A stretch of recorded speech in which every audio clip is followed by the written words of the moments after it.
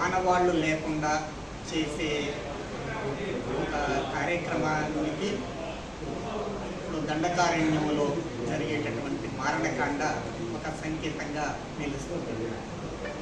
మనం republic day స్పిరిట్తో ఉత్సవాలు జరుపుకునేటప్పుడు చర్చించాల్సిన విషయంగా అది ఉంది.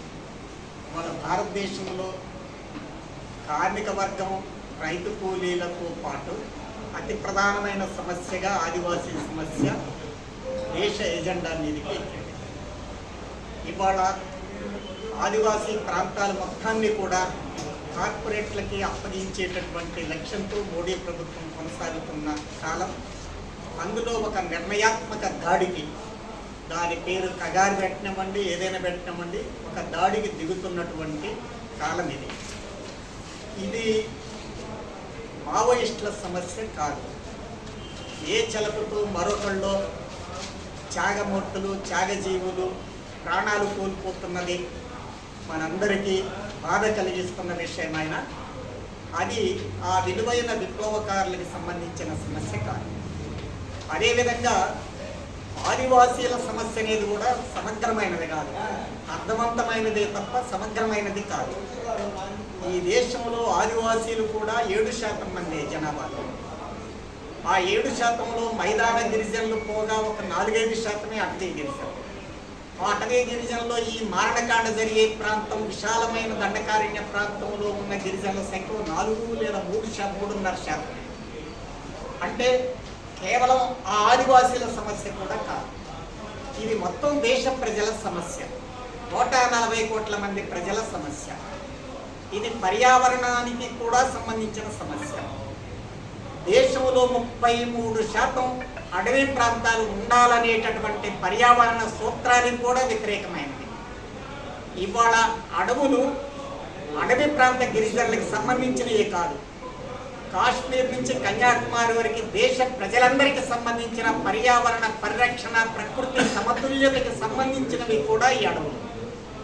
కనుక అడవుల మీద దాడి అంటే 140 కోట్ల మంది ప్రజల మీద దాడి. మొత్తం భారతదేశ ప్రజల మీద ఇది మారణకాండగా భావించాలి. అయితే దీన్ని ఎదుర్కొనే వాళ్ళు ఫోర్ ఫ్రంట్లో ఉండి ఎక్కువగా అనుభవిస్తున్న వాళ్ళు, బాధ అనుభవిస్తున్న వాళ్ళు ఆదివాసీలు. ఆ విధంగా ఇది ఆదివాసీల సమస్యగా మనం అర్థం చేసుకోవచ్చు, అర్థం చేసుకోవాలి కూడా. ఇవాళ మారణకాండకి ప్రత్యక్షంగా గురవుతున్నటువంటి ఆదివాసీలు ఎవరైతే ఉన్నారో ఆ ఆదివాసీల సమస్యగా ఇది బయటికి ఫోకస్ కావడం కూడా అర్థవంతమైనదే, కానీ శాస్త్రీయ దృష్టితో చూస్తే సమగ్రమైనది కాదు. ఇది మొత్తం దేశ ప్రజల సమస్యగానే భావించి దేశ ప్రజలందరినీ చైతన్యపరిచి ఈ మారణకాండకి వ్యతిరేకంగా మార్చడానికి, మలచడానికి ప్రయత్నించడమే వాస్తవ అర్థం.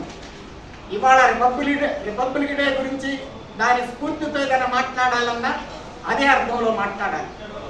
ఇవాళ భారతదేశాన్ని మనం ఎక్కడో గాజా గురించి మాట్లాడుతున్నాం, ఇరాక్, ఆఫ్ఘనిస్తాన్ గురించి మాట్లాడుతున్నాం, కానీ భారతదేశంలోనే ఒక గాజాని సృష్టించడానికి ఇక్కడ ఫాసిస్టు పాలక వర్గాలు ప్రయత్నం చేస్తున్న విషయాన్ని మనం ఇప్పుడు జరుగుతున్న మారణకాండ ద్వారా మనం అర్థం చేసుకోగలం.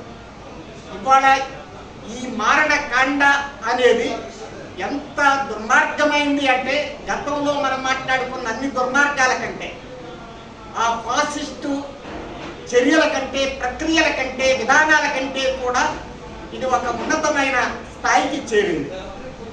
దీంట్లో వాళ్ళ కొన్ని ఇనీషియల్ విజయాలు కూడా కార్పొరేట్ రాజ్యం సాధించవచ్చు. అంబానీ, అదానీల లాంటి కార్పొరేట్ల కోసం అప్పగించాలి అడవుల మొత్తాన్ని అని ప్రయత్నం చేస్తున్న దిశలో వాళ్ళు సాంకేతిక వ్యవస్థని పెద్ద ఎత్తున ఒక సాధనంగా మార్చుకొని ఒక ఆకస్మిక అనూహ్యమైన పద్ధతిలో సాంకేతిక వ్యవస్థతో జరిగే దాడిలో భారత విప్లవోద్యమం కొన్ని ప్రారంభ నష్టాలు, అంటే ఇనీషియల్ నష్టాన్ని కూడా చవి చూడాల్సిన పరిస్థితులు రావచ్చు. ఇవి ఎక్కడైనా సహజమే.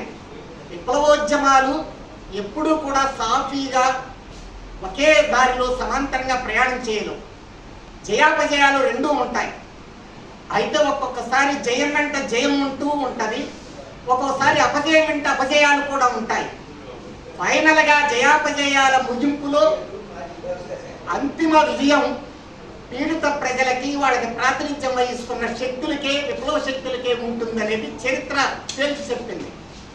ఉదాహరణకి లెబనాన్లో వాకీటాకీల ద్వారా హఠాత్తుగా సాంకేతిక దాడి చేసినప్పుడు లెబనాన్లో విప్లవ శక్తులు ఇనీషియల్గా కొన్ని నష్టాలు అనుభవించాయి.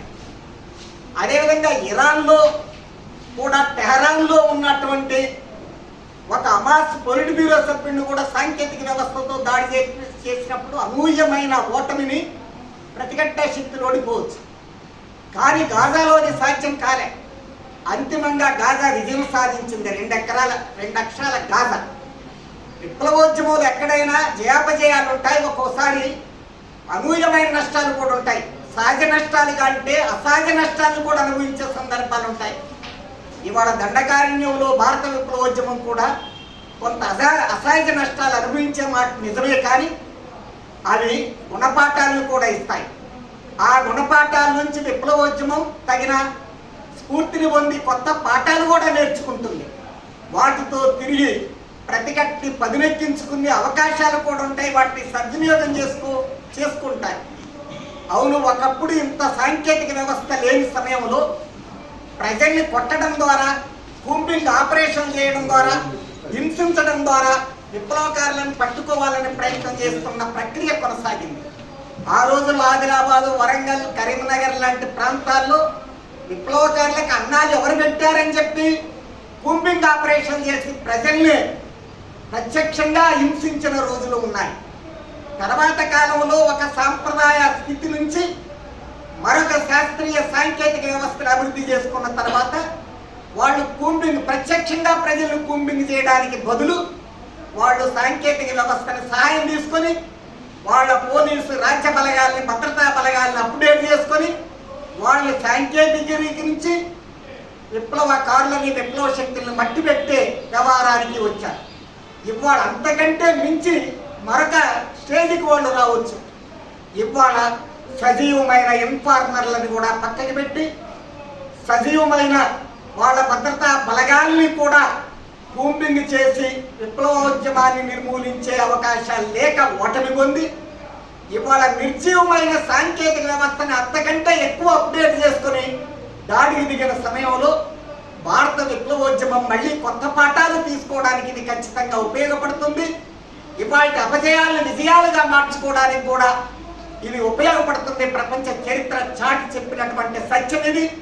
అందుకనే అంతిమ విజయం విప్లవోద్యమాన్ని ఈ తాత్కాలిక నష్టాలు అనుభవించాల్సిన సమయంలో, ఈ ప్రసంవేదనలు అనుభవించాల్సిన సమయంలో అవి గుణపాఠాలకు ఉపయోగపడతాయని చారిత్రక దృష్టితోనే అర్థం చేసుకోవాలి తప్ప అది ఓటమి భావంతో, నైరాశ్యంతో ఆలోచించాల్సినవి కాదు.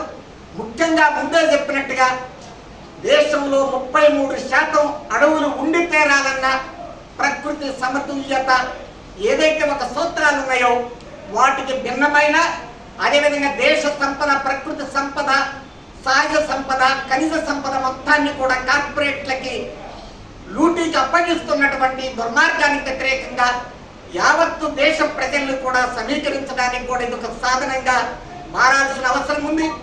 ఒకనాడు కేవలం పెట్టుబడిదారీ వర్గాలను భావించిన వాళ్ళ కార్పొరేట్లుగా మారింది. ఒకనాటికి వాళ్ళకి చాలా తేడా వచ్చింది. కార్పొరేట్లే పూర్తిగా శాసిస్తున్న కాలం పంచభూతాలను కూడా పృథ్వీ, రాపస్, తేజో, వాయు, ఆకాశాల మీద కబ్జా అధికారాల కోసం ప్రయత్నం చేస్తున్న వాళ్ళు చివరికి దేవుడి మీద, దేవుడు ఆస్తుల మీద కూడా దాడికి వస్తున్నారు. ఇవాళ ఏ హిందుత్వవాదం అంటున్నారో ఆ హిందూ దేవుళ్ళ మీదనే ఇవాళ కబళించడానికి ప్రయత్నం చేసే కొత్త దశ ఏర్పడింది. ఈ ఏడాది జనవరి 5వ తారీఖు గన్నవరం దగ్గర హిందూ శంకారామం అంటే ఈ రాష్ట్రంలో 4 లక్షల ఎకరాల భూములు వాళ్ళ దేవాదాయ శాఖ కింద ఉన్నాయి. అవి ఇస్లాం మతాన్ని కావు, క్రిస్టియన్ మతాన్ని కావు, బౌద్ధ మతాన్ని కావు, వాళ్ళు చెప్పే హిందూ మతానికి సంబంధించినయే.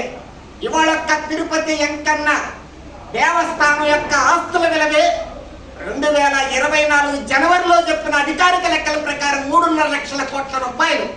4,000 ఎకరాలు కేవలం ఆ చుట్టుపట్ల అడవులు, తిరుమల అడవులన్నీ కూడా ఇవాళ తిరుపతి వెంకటేశ్వర స్వామియే.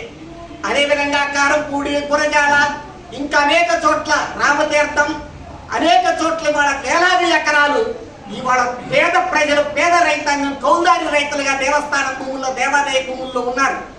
వాటినే ఇవాళ అంబానీ ఆదానీలు కబ్జా చేయడానికి ప్రయత్నం చేస్తున్నారు.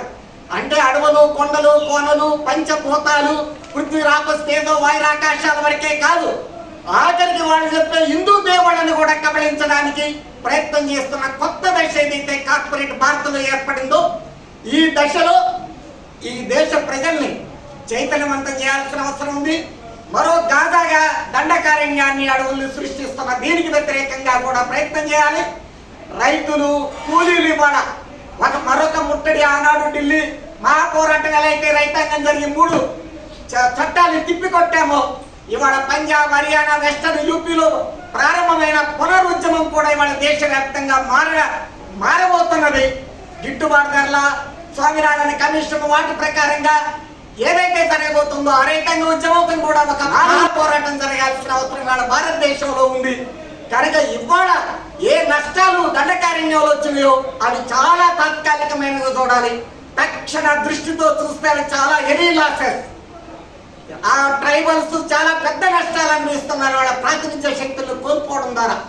కానీ ఒక అంతిమ మార్గం కోసం, అంతిమ లక్ష్యం కోసం జరిగే విప్లవ గమనంలో, ఒక ప్రజాతంత్ర భారత్ కోసం జరిగే ఉద్యమ గమనంలో ఇవి చాలా తాత్కాలిక నష్టాలుగా భావించి ముందుకెళ్లాల్సిన